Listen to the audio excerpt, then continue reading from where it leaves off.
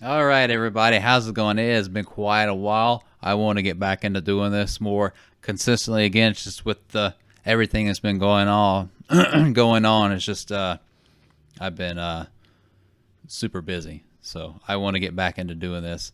I would like to say daily if I can get a kind of little good rhythm going again, and I may even try to make this an audio only podcast as well. I'll have to get the I know how to do it. I just got to get I'd have to get the system set up. So I do want to do that, but I mean, obviously, I'd be talking about topical stuff too. I have been talking about purely political stuff. I'm contemplating talking about because sometimes politics and finance stuff. Sometimes they'll intertwine. Sometimes they won't. I don't know. Like I guess it's up to you guys whether you like. If I make financial stuff, would that be like a separate channel altogether, or maybe throw in like some finance along with some political news, where it still would be topical stuff because I myself have been getting into finances and stocks and crypto here in the last year or whatever.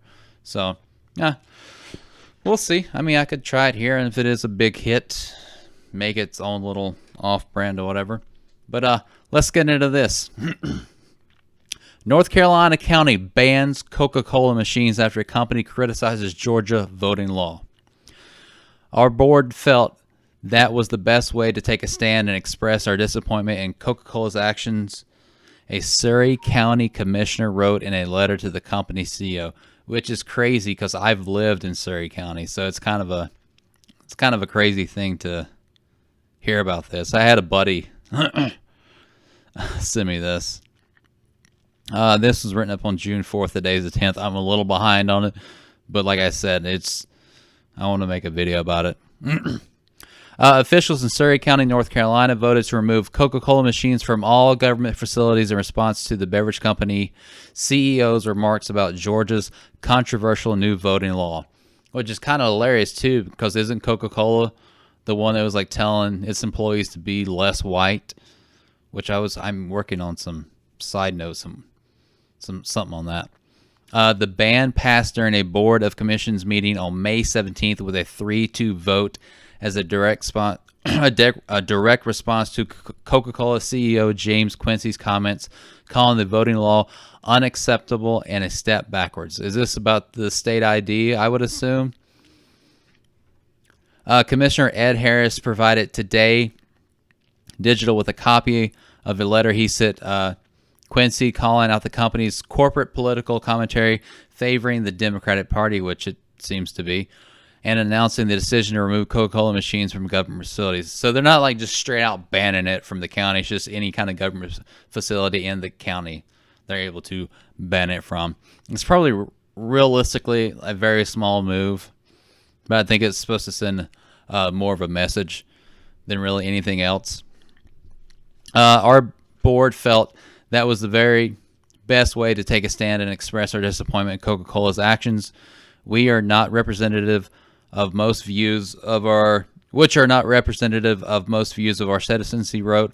Our board hopes that the other organizations across the country are taking similar stances against Coca-Cola and sincerely wishes that future marketing efforts and comments emanating from your company are more considerate of all your customers' viewpoints, which is kind of hilarious because they're like, it's what they say, politics is downstream from culture, but there seems to be like a lot of this like leftist like intersectionality and all this stuff, and like they're like pushing this like essentially it's like an anti-white, anti-straight, anti-Christian kind of narrative. That if you're white, you're automatically racist. That to be not racist is not enough. You have to be anti-racist, which is just code for it's okay to be racist towards white people. That white people are somehow the oppressor. Like get over yourself. Quincy has been one of the many voices speaking out against Georgia's new Republican-backed voting law, which was enacted in response to the 2020 presidential election after former President Donald Trump lost the state by fewer than 12,000 votes. Coca-Cola is headquartered in Atlanta, Georgia. Yeah, I haven't looked into it too much, but I think in Arizona they're actually like physically inspecting the ballots. And I think there's another place too. It might have been in Georgia. I'm not entirely sure, but there's another place where they're like going through and checking to see if all those ballots are in fact legit. Because I guess there was like a whole bunch of them. There were like mail-in ballots that like have never been folded to put in the mail and like were somehow brand new. Voting is a foundational right in America, and we have long championed efforts to make it easier to vote. Quincy wrote in a statement published on Coca Cola's website on April 1st, "We want to be crystal clear and state unambiguously that we are disappointed in the outcome of Georgia's voting legislation," although they had that special election too at the beginning of the year as well. Throughout Georgia's legislative session, we provided feedback to members of both legislative chambers and political parties, opposing measures in the bills that would diminish or deter access to voting. I need a state ID to buy NyQuil at the grocery store. If you're not capable of producing a state ID to go vote in a state or federal election, that's your own fault. But it's funny too, because they're like kind of throwing this thing is like, it's like these, I've made videos about this too. Like you get like these kind of like white liberals that are like, black people don't know how to get a state ID. What was it Joe Biden was saying? Like black people don't know how to use the internet. They like infantilize and they like put like black people as a whole in like this perpetual like childlike state that like they're not capable of doing things, and if they do something wrong, like, oh yeah, I know he murdered somebody, but he shouldn't be held accountable for his actions. The whole thing is messed up. Like they're not treating, still the Democratic Party is not treating African Americans, black people as actual people. They're like treating them as like less than, like incapable. The new law lengthens the times for early voting in general election, but it also creates more obstacles for voters. Anyone who chooses to vote with an absentee ballot must show a driver's license or state ID, and barring that, must submit additional proof of their identity. Rent an apartment, to get electricity, to get internet set up, you need some kind of like electric bill, which you have to have from something else, which you got to have a birth certificate and all this other stuff. It's crazy that they think this is like, I'm getting to the point where I'm like there are some things I can kind of see their thought process behind, but now I'm like, I don't know how you like legitimately think this stuff. Anyway, where are we at? Must submit additional proof of their identity. Also, early voting drop boxes will be placed in early voting locations instead of in additional locations that may be more convenient to some voters, such as local government buildings and libraries. The legislation also strips authority from the Secretary of State to oversee elections and instead creates a new chair of the state election board. In January, Trump called Georgia's Secretary of State Brad Raffensperger a Republican and asked him to find enough votes to help Trump in the state. That's funny. They keep like pushing that. It's like, oh, he for sure. He's. I bet he's a Russian. Raffensperger pushed back and continued to do his job. In the letter to Quincy, Harris said the beverage company supports the out-of-control cancel culture and bigoted leftist mob when it chooses the social issues it wants to speak up about. Michael Jordan once said Republicans buy sneakers too when asked why he didn't make public comments about politics. Harris wrote, citizens of Surrey County and across America are growing increasingly tired of large multinational corporations and their CEOs pushing an increasingly intolerant, bigoted, left-wing, divisive political agenda on its customers. That is correct. And it's funny, too, because you have, like, they used to be Rage Against the Machine, and now they're, like, Rage for the Machine. Like, you have these people, because I was because a lot of people are like looking on TikTok and stuff now. There's like a lot of stuff going on there.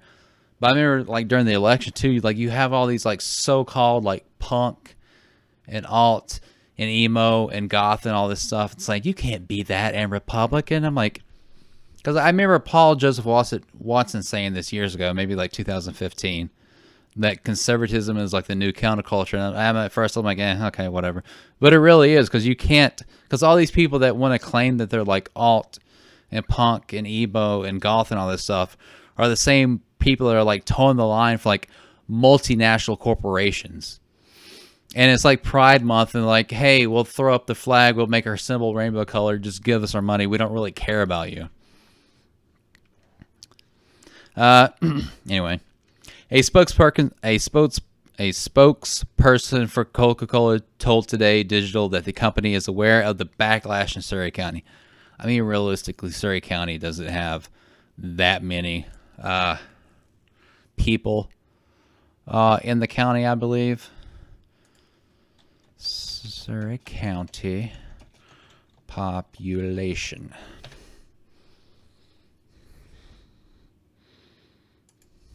Surrey County, yeah, North Carolina. See if I can get something. It's 20,000 maybe, something like that. Oh, well, okay. So 71, almost 72,000, which for a county is what it is. Because the city I live in has like 2 million people in it, in the surrounding area. So, I mean, but it's still kind of like, it's like, because Surrey County is like 45 minutes away from Winston-Salem.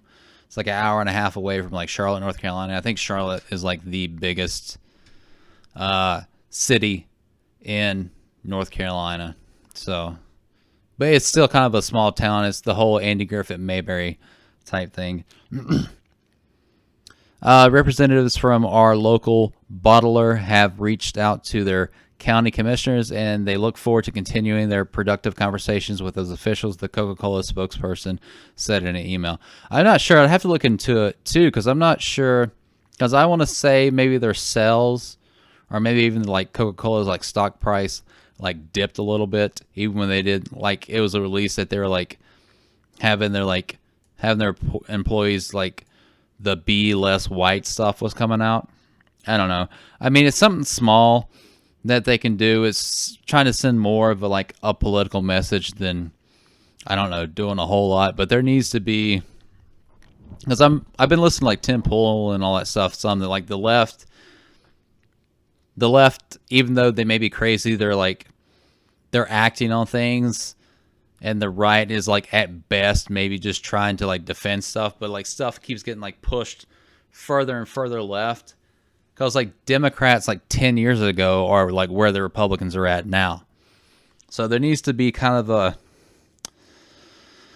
I don't know if I want to say, they're like the right, the Republicans, the conservatives need to have like an actual stand for their morals and values, and like push back, but like even do more than push back. They need to like send in like they need to propose this legislation.